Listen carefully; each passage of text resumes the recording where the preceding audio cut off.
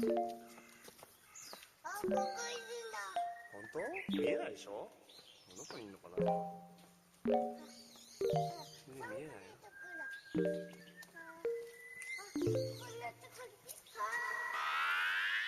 What's good, Internet? This is Austin Walker coming to you from Waypoint Radio. I almost said coming to you live again, but I didn't say it. So now that means the jokes like started on Friday, went back to Monday, and now is now Tuesday? referenced again on Tuesday.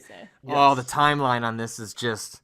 Joining me, Patrick Klepek, Danielle Riendeau. Hi. We are here to talk about a story that just went up on the old waypoint.vice.com website. Yeah. I don't know what the headline of that story is yet because we're talking about it before it went well, up. I know what the headline is now. We could say... Right. I don't know that the headline... I mean, that's the sort of neither here nor there. Basically... Patrick, you wrote this story. Yeah, a little while ago... gained access to a bunch of documents related to United Front Games, which was responsible for probably one of the most underrated open world games of the last 10 years. Like a real, I think when you say the terms cult classic, I think Sleeping Dogs falls into that basket.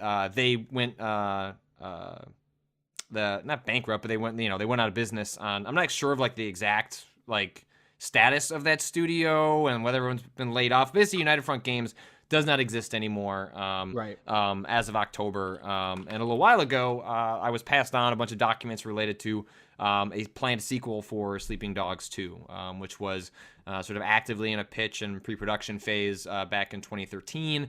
The timeline for that is around the time when developers were still talking about PlayStation 4 and Xbox One as... Durante and Orbis. Durango, not Durante. Where am I getting Durante from? Is Durante a boss in a fighting game? It must Durante. It's got to be I feel a like it's a Street virtual Fighter fighter. character. Yeah, or something like that. Oh, Durante's like the guy. I'm not even gonna get into it. It's not worth explaining. But Wait, now in my head, I know where I pulled it from, which is fine. Okay, we'll talk later. Yeah. But we, so. It's a ton. I mean, hundreds of documents sort of explaining like a snapshot of where United Front Games was in terms of pitching this to Square Enix, who owns the rights to Sleeping Dogs. Like if people remember, Sleeping Dogs was technically the third entry in the True Crime series from Activision. Yes. Back when they made True Crime Streets of LA, True Crime. I think it was just New York. New York City. I think it was New York City. Yeah. I liked that game a lot, and in retrospect, it does not hold up. And then the third entry in that was supposed to be Hong Kong, made by United Front Games. They ended up dropping it as Activision was kind of getting out of, I guess what you would call like sort of B-tier games, which is not meant to be derogatory as much as it is like, there's a certain class of game and sort of like production value, that is Grand Theft Auto. I always use like games like Singularity as like a good example of like it's a great game, but it's not in a certain class in terms of production and budget and mostly sales expectations. And anyway, so that went off. Square Enix bought the rights to it, renamed it Sleeping Dogs, and so we have this article up that kind of walks through what Sleeping Dogs 2 was possibly going to be. It got up until pretty deep into the pre-production phase, and then it was formally pitched to Square. Square passed on it, and then a lot of sort of the meta elements of the game about how they were going to handle their open world were brought into Triad Wars, which was a huge free-to-play version of Sleeping Dogs. A game no one wanted, and by all accounts that United Front Games did not want to make, but was kind of their way of salvaging what Sleeping Dogs 2 was as a pitch, and then also the fact that the studio was kind of deeply investing in the idea of free-to-play at the time, as were a lot of studios. That's the thing. One of the striking things for me about this story and about the pitch documents that we had was that, and with the fact that it ended up being Triad Wars, or like part of Triad Wars, was that they both reflect fads at the time, and so the pitch documents have a lot of these like mobile, like second screen experiences, some like mobile gaming stuff. Triad Wars tried to do the free to play thing, and like, God, Sleeping Dogs deserves better than that. Like, It feels like, and this is not, I'm not saying that this is what the thought process was, but it feels like the thought process was like, how do we take this thing that we know is good and make it successful and make it like profitable when it's like on its face is just already a dope good one of these games, one of the best of these games that have come out, like you said, in the last decade. And it just sucks, just like it just couldn't succeed on its own merits, I guess, or the costs were too high. Like, we don't know why Square passed on that specific pitch and why it was retooled into Triad Wars, but no matter how you shake it out, like it's just a bummer that we just didn't get that game. Yeah, Sleeping Dogs had so much character to it. Yeah. Like, it was a funny game. It was a weird game. It took place in a part of the world that wasn't New York, San Francisco, you know, like. But it also had an insider vibe. Like, it didn't come across like. It wasn't like white guy going to Hong Kong and fish out of water. Right.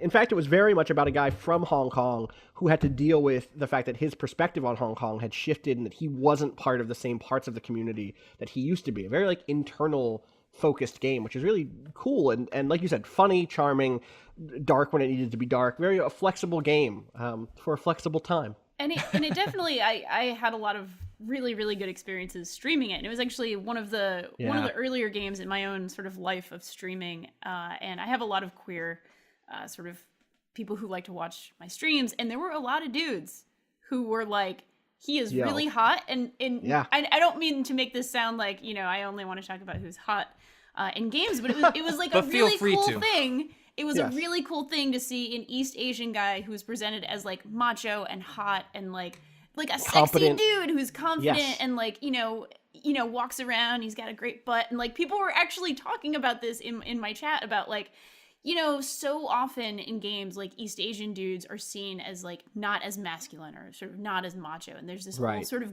like gross stereotype in that way about it. And this was like really big for some people. They were really super into that sort of like it goes the other way where it's like, oh, if you're East Asian, you're either like the nerdy tech guy or you're Bruce Lee. Yeah, and or obviously you're just this guy a ninja, like a or you're a faceless ninja, kinda, right, you know. exactly. Yeah. So obviously this guy was a martial arts expert, but one of the things that happens when you set a game in a place like Hong Kong is there are lots of East Asian characters in that game, and so you end up with a diversity of potential reads. Like, oh, it turns out there's lots of different people in East Asia. There's lots of types of people in Hong Kong, just like there's lots of types of people everywhere. Yeah. It's one of the reasons why, not to bring it back again to Watch Dogs 2, but I'm glad that there are multiple black characters in the same way that I'm glad that there are multiple female characters. Like, oh, that's one way that you can address the problem of feeling like you're creating a stereotype is by increasing the amount of people from different backgrounds. I think Sleeping Dogs did that super well. Like there was such a cool range of different types of characters, and obviously that's not an automatic solution every time, but it was handled really well in that game. Yeah, and the setting for Sleeping Dogs 2 sounded like it was going to be like again, it was going to be set in China, and like I can't, you know, what other game is going to go and simulate open world China? Like they were talking about in the documents, you know, making sure that like all the local dialects were represented and like they would, you know, and that was one thing that like, you know, Sleeping Dogs did really well. Like he just kind of felt, even though it was like this, this exaggerated version of a Hong Kong city, that they handled it with a care that still feels like you have you're a part of that world. And so it would have been fascinating to see them apply that to another part of the world that it's just hard to imagine other Western developers really touching on. Like it's going to shock me if they're, you know, I would love if something like Watch Dogs decided to go to somewhere like China, but it seems more likely Watch Dogs is going to go to London than it's going to go to China. Sure. You know, it's just, they had a lot of really ambitious ideas for Sleeping Dogs too. There, so we kind of outlined a couple of them in the article, but you know, it was, you know, it's kind of confusing whether it was going to be sort of like a fully single player co-op game, like the co-op stuff. It sounds like they hadn't really settled on what it was going to be, whether it was a thing that you were going to be able to play co-op, but whether, you know, there were two characters being set up, and the story was going to split, and you were going to be able to play as both of them. How that would have worked with the actual sort of co-op mechanics, it was kind of unclear, but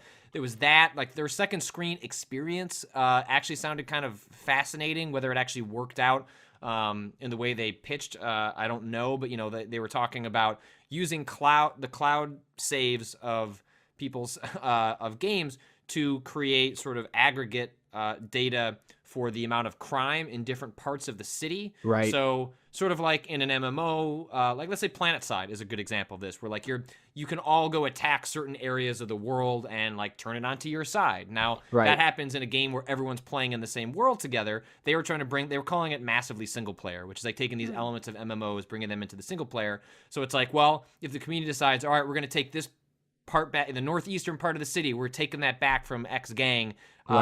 If the whole community had to work towards that, and then it aggregated the data from cloud saves. Again, I don't know how if they could have actually done the cloud saves, but they could have done server data and gotten something in that direction. Well, like one, that also reflects that they didn't necessarily know where things were at with the then upcoming next gen consoles. Correct, yeah. Like, because obviously the cloud was a big question mark for a long time. Like, is this going to be drivatars? What is this going to be? But it does remind me of just like world tendency in Demon Souls, right? Where it's like, oh, right, the whole community can get together to work towards this really obtuse thing and have some effect. Hold on. So world tendency is only in Demon Souls. Okay, I can't just say world tendency and people understand what I'm talking about. And you can, like me, have played through the entirety of Demon Souls and not even know what world tendency is because the game doesn't actually explain it or how the mechanics of it work. Understand that I first played Demon Souls in Japanese, so figuring out what world tendency was then was even weirder. So you should explain, because it is a really fascinating concept, and it's easy to understand why they ditched it, but what actually it is, you should probably So the way world elaborate. tendency worked in Demon Souls is that there was a kind of a range from pure white to pure black, and it was like the aggregate of the way people were playing the game in their own personal saves. And there was a bunch of things that could shift it from white to black, or from black to white, or from neutral, or whatever. And depending on which side it was on, different things would happen. So if it was black world tendency, enemies have higher HP and attack power. They also have more souls. They have like more XP that you could get. And there'd be additional like super tough NPCs all over the place. And the way that you could change it was like, oh, if you kill a boss, it shifts towards white. But if you die, or if you kill certain other bosses, it shifts back towards black. Depending on like if there were like certain optional bosses, stuff like that. If you died in certain ways, it would shift back towards black. But if you killed an invader, it would shift back towards white. And so the community was able to like push and pull on it in certain times where it was like, oh, you'll get extra XP if it's for white tendency or whatever it would be. Or like, here's a special thing that will happen this weekend. Like, oh, we'll have a black tendency weekend. I think there were like certain locations that you couldn't get to unless. Yes, totally, absolutely true. Yeah, there definitely were, or like drops that would only happen during a pure black world tendency, stuff like that, which is like really cool and ahead of its time and completely obtuse and bad. Like, I love it, but it's also stupid. It's a great idea, but again, like it's it's sort of like poise. It's like it's a really interesting mechanic that is not outlined, and so instead you have to like read facts and message boards to understand how to use it. And sometimes From Software has really great ideas that it kind of buries in ways. So I think that there's definitely something there for like thinking about the way that sort of massively single player stuff works. Presumably, Sleeping Dogs 2, if this pitch had gone forward, would have been a little bit more upfront with like, oh, hey, this is why you're doing this, because they were kind of positioning it in these documents as being a big pitch to feel connected, not just across actual co-op, but with everybody else all around the world. And then the other thing was like the mobile game was supposed to tie into that too, where you were basically a cop who was assigning resources to address those sorts of things and like sending extra police squads to the areas where the crime was and stuff like that. So yeah, so like if you summoned a helicopter to monitor the area in the mobile game, like on your bus ride home, when you logged into the game on your console or on your PC, you would see like that increased helicopter presence in the game.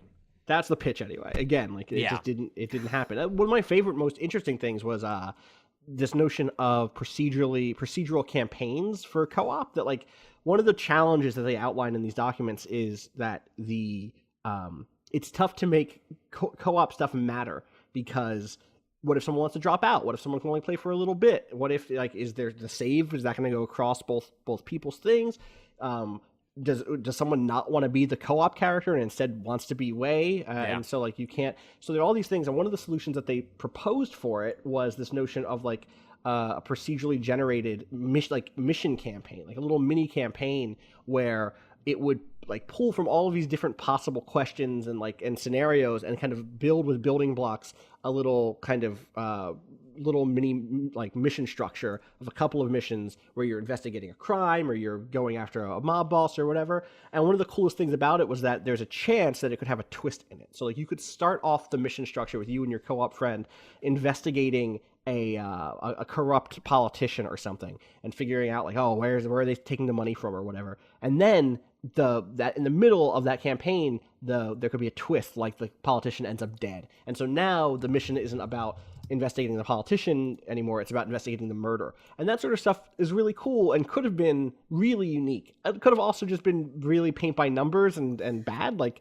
execution is a hell of a thing. It's tough to stick the landing sometimes. But ideas like that are so much more exciting to me than like some of the other stuff in here, which is just like, oh, you could punch people until they fall into glass now instead of just grabbing them and throwing them into glass, you know? Major change. Oh, that stuff is appreciated, but... Yeah, and what's interesting about reading these documents, and part of the reason, you know, I think it's interesting to talk about this game and to show people these documents is the granularity. Is like you take that difference in the sequel for granted because it just happens. But actually seeing all these little tiny steps outlined, thought through, like just seeing the specificity that goes into the early phases of thinking about every aspect of building a game. Like you know, how someone goes through a piece of glass, you know, someone had to talk through that. Like, how are we doing it? Are we doing it like the old game? Or are we changing it? And why are someone we had changing to say, it? like, in the old game, you had to punch somebody until they got dizzy, grab them, and then take them to a big pane of glass and throw them through it. That's cool, but it's not as cool. Like, when I watch Jackie Chan movies, when I watch martial arts movies, sometimes he does a roundhouse kick, and it knocks someone through the pane of glass. We want to do that also. And, like, being able to see that someone made that decision. Or there's a document that we had that was, like, the kind of, like, open world NPC behaviors, where it was like, okay, the thing that we want to introduce in this is super important is, like, a set of working class NPCs. We want there to be people who are taking care of the world, who are janitorial, who are in the service industry. We want them to all have a whole set of unique animations. Like, someone sat down and said, that's a priority for us this time around. We already have people walking around and shopping and stuff. We want there to be this feeling that this is a world that's being lived in and taken care of by this blue-collar set of workers. And, like, awesome. Like, that's a really cool, not like, I'm not saying awesome that's like a good thing. I mean, it is also a cool, good thing, but awesome that we have that insight into that's how those decisions can get made. It's one way that those decisions can get made is that at the high level, someone can say, like, we're prioritizing this. What goes into that? How many animations do we need? How many NPCs do we need? What's the case we're trying to make for why we need the budget to approve that? Like, all that stuff is fascinating to me, and it's great to be able to look inside of that world a little bit. As somebody who's... Oh, sorry, go ahead, Patrick. I was just going to say, as somebody who's been looking a lot into sort of the Deus Ex design documents that were leaked, you know, the week before, it's been fascinating and instructive to see how much of a game design document on this high level, on this sort of AAA level. I use game design documents in a class I teach now, but you know, these way bigger games, how much of it is sort of getting buy-in and selling the ideas to not only the people on the team, but also the people who need to, you know, approve budgets and things like that. It's totally really just been so instructive to take a look. That's the thing is, like, these docs were a pitch to Square Enix, and so there's lots of, like, great stuff about the way in which you should imagine the world looking and the sort of touchstones, the kind of like pop culture touchstones. There's a lot of pictures of Blade Runner in these documents, which is cool. Of just like, oh, cool, like this is the thing that they're trying to evoke. This is the space that they want to evoke. This is the attitude. And you could definitely tell that there are parts where it feels like, or you can't definitely tell, but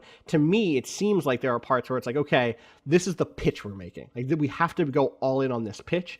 Of course, this stuff could get scaled back. Like, there are different versions of as someone who's recently gone through pushing a big project through, when you do that, you kind of say, okay, what are the different budgets we're ready to work with? Like, let's do I think internally, the nomenclature we were using for the 72-hour live stream was, there was the Cheeseburger Deluxe, which was like everything we get to do. We want to do everything. We want to have cool guests. We want it to look gorgeous. And then there was like just the fries at the bottom, right? Which is just like, also this is before it was sponsored by Carl's Jr. We had that nomenclature like a month before Carl's Jr. came into the picture. You know, Carl knew somehow. So yeah, that is really cool to see the kind of flexibility, or even just like, oh, right, like the person who's doing the cinematics might have a different idea of what is needed than the person who's doing the open world design, than the person who's doing the co-op design. And I don't know, I like, one of the things I hope we're able to do over the next, you know, for as long as there is a Waypoint, is to shine light into the development process and to make it clear that making games takes a bunch of people working their fucking asses off, and so like this is, and they're all really good at different case of that. things, and they're all bringing Totally. such different perspectives to Totally. what is being made. So yeah. Absolutely. So anybody else have anything to say about Sleeping Dogs 2, Patrick? I did like that. Speaking of like granular details, looking into these documents and watching someone outline how an NPC would go into a bathroom and take a piss. Was that one of the things in there? There is a sequence in there. I don't know if it's in the documents we're so good. releasing, because again, we have literally access to hundreds, and we tried to pick sort of ones that, you know, best served giving Right. people a glimpse into what it looks like when people formalize in written words how No one you needs to build a see the game. call sheet for when the motion capture people were going to go in to record Yeah. the piss but yeah, animation. But yeah, there's one that like outlines like here's what NPCs could do, and there's like a little graphic of like NPC walks in, NPC goes up to toilet, NPC pisses in toilet, like NPC washes hands, NPC leaves bathroom. Right. And it's like, right, okay, if you want to do that, someone has to like sit there and Sit at a computer and write Yeah. it down. They have to spend 20 minutes like, okay, what? And then they have to like leave, and then come back like, oh shit, I completely forgot they have to close the door to the toilet, of course, or whatever, right? Like there's always a thing. There's always like everything takes people. It's all people, man. There's so many people. I love it. I love that stuff so much. So thanks so much, Patrick, obviously, for doing the reporting on this. Sure. You can check that out at waypoint.vice.com. It should be the top story today, and you know probably tomorrow we'll keep it up there as the big lead. If you haven't heard me say it already yesterday, have a good holiday this week, everybody. I hope you enjoy it. I hope it doesn't get too rough at the old Thanksgiving table. For those of us listening in Thanksgiving. For those of us listening to Thanksgivingville. Is that, for those wait, of us did they? listening- Huh? We live in Did Trump Thanksgiving. rename We it live- Thanksgiving? Is we that live what in our country's Thanksgiving. called now? That's it. We live in Thanksgiving. Everything changed. Yep. Got to give thanks all the time. Yay. Keep the thanks in Thanksgiving, Patrick. So have a good Thanksgiving if you're in the States. If you're international, have a good Thursday and Friday and other days this week. Our content will be a little bit slim this week because of the holiday week, but we'll still have some stuff coming. So tune into that. We will have a podcast on Friday because after all, it's a Friday and you need to hear us. You need us in your ears. So tune back in for that. You can find me at Austin_Walker on Twitter. Patrick, where can people find you? You can find me at Patrick Klepek on Twitter. And Danielle. I am Danielle R.I. on Twitter. And shout outs to whoever ends up editing this podcast, this little mini cast, probably you, Danielle. Probably me. Shout outs to everybody who helped make this story happen. It took a lot of people to work out the details of this sort of reporting, so thanks to everybody who I spoke to. There's a car outside honking. No shout outs to that car. Join us again on Friday, where you can hear us talk about your letters that you sent in. It's fun. It'll be a fun letter cast. All right. Peace.